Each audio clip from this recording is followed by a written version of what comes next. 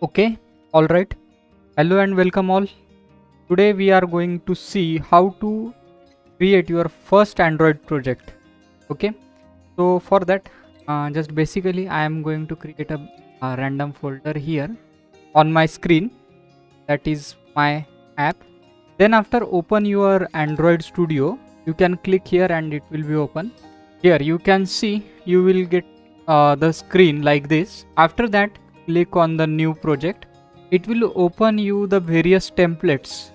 Like you can see here, you have the basic template with floating action button. If you want to navigate multiple pages, then you have this bottom navigation bar. You have compose activity, and also you can start with empty screen. So this is empty activity. There are so many activities if you want to implement ads, maps and other functionalities, or even though right now the payment functionality is also available, that is for Google Pay activity. So you can see here multiple types of activities, and activity is nothing but just a screen in the Android terminology.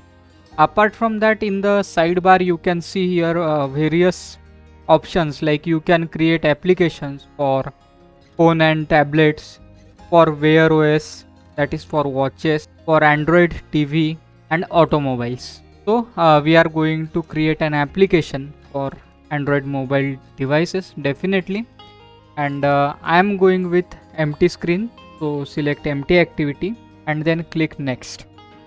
So this panel will open for you. Here you can see you need to first give the application name. In my case I am giving it just as my app. Okay, you can give any kind of name.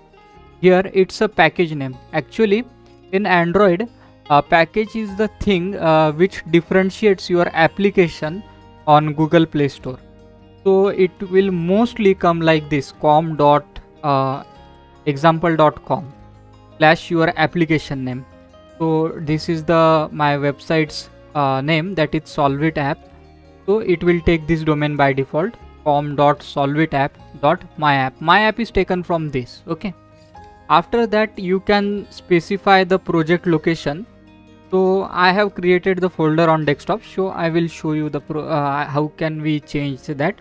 Here you can see I need to go in C drive, then after I need to go in users, then after I need to go in HP. After that need to find a desktop folder here, and here you can see my app folder is listed. Select that and click OK. Then after you have two languages in which you can develop Android apps. First one is Java and second one is Kotlin. But nowadays Google is preferring Kotlin over the Java, and in future mostly they will deprecate the Java for Android development. Okay, after that minimum SDK. SDK is nothing but the software development kit. So here you can see it will show the Android 5.0, that is lollipop version of Android, and it has the minimum SDK of API 21. So you can see this device or this operating system mostly installed on 98.0% of the devices of Android exist in the world overall.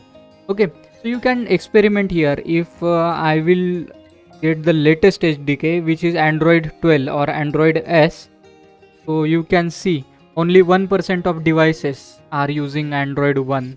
I am going to follow the SDK of this lollipop, that is API level 21. So I am just clicking on API level 21. After that it will ask you for, do you want to use legacy support libraries? No, we don't want to use a legacy support libraries. Okay, then click on the finish. Okay, once you click on the finish button, it will open a project or Android project for you. So you can see, and also it shows some shortcuts every time. So for search everything you want to search, you can double shift, or like you can read this. For going to file, you can control shift and N. For recent file, control is navigation bar, alt plus home and other things also. Okay, Meanwhile, here the Android project is setuping for me. It will creating all the necessary files that are required in Android SDK. So you can see the symbol loading here. Meanwhile, we can take a look of how the Android Studio IDE is. So here, if you are new, install the Android Studio. It will prompt you this kind of bar first time.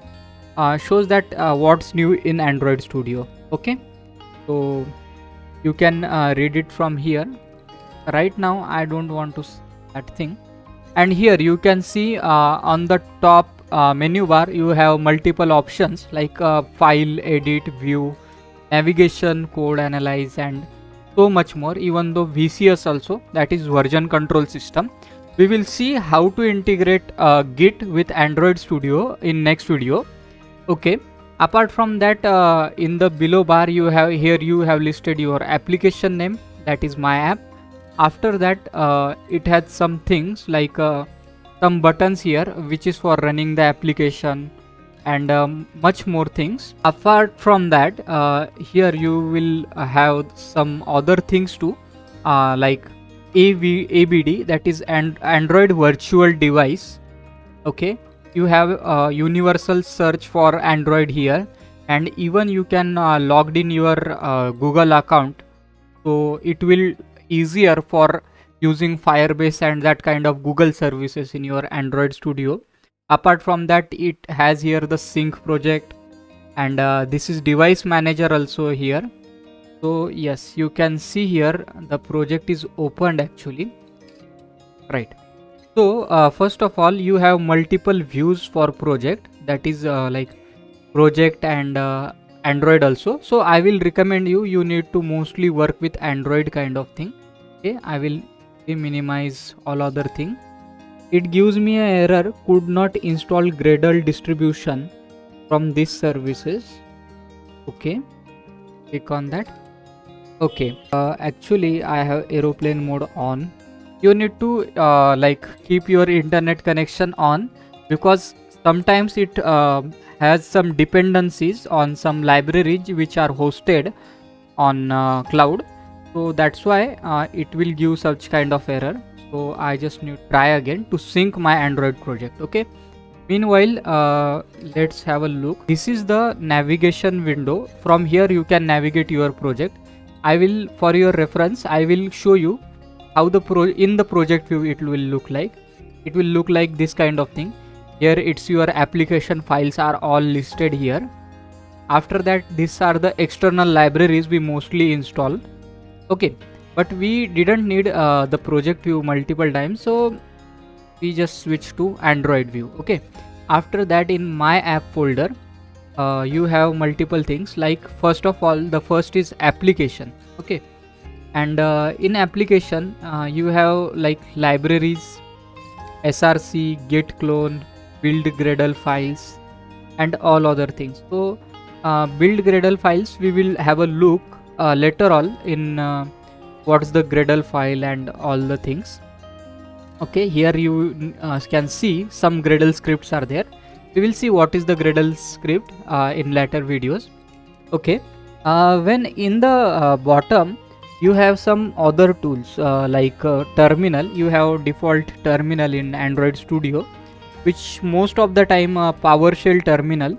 After that, it is a build tool here for Android Studio, and here you can see my project is getting built. It downloading some dependencies from cloud and doing all other things. Okay, and this is your code editor. Okay, most of the time. So first of all, we can see here two files are open. First is activity.main.xml. It's a layout, or you can see it's a graphical user interface of your application, and this is main activity.kt Kotlin file. It is the file where you can code your all business logic in Android Studio. It's actually old school way. Right now we can use the design as well as business logic in same file with Jetpack Compose, and these tutorials are mostly dedicated for that, but it's just a basic overview how the old school way in Android actually works. Meanwhile, I can show you some things. Here my IDE font is too big. Actually, I need to change this font, so I will go in settings from file, and after that I will open the settings. Here the setting is open, and here in appearance you can change the font. Actually it's 16. I think 14 is also okay. We can see it properly. We can apply it here. Apart from that, if you want to change your code's font or editor's font, so you can change it from here in general or code editing. Here you can change some basic settings of your code editor. In fonts you can change from here, like font size is 13. It has a great preview here for you, but I will be good with 13. Okay, then click on the apply button. You can see it will be a little bit smaller.